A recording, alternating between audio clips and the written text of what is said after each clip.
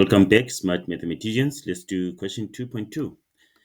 Right, same information here. So it says show that the sum of the first n terms is equal to 1000 times this whole bracket here.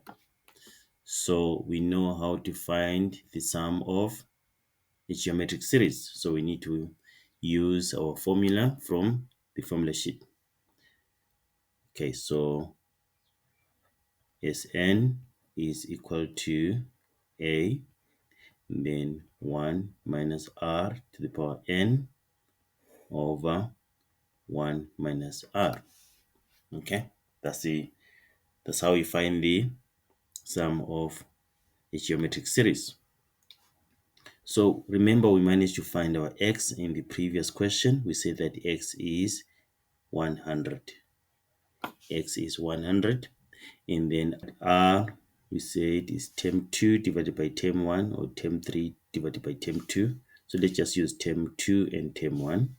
So it's 90 over 100, which is 9 over 10, or as a decimal, 0.9.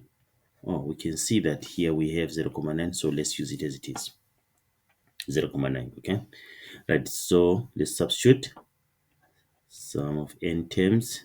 A is 100, and then 1 minus 0.9 power n. Interesting. So you're having this bracket here, then divided by 1 minus 0.9. So Sn is equal to 100, then 1 minus, let's leave our bracket as it is because that's what we have there at the end. And then this is 1 minus 0.9 is 0.1. Right, what is 100 divided by 0.1? That is 1000, isn't it? Right, so we have proof that this is Sn is equal to 1000, then times 1 minus 0.9 to the power n, like this. Done.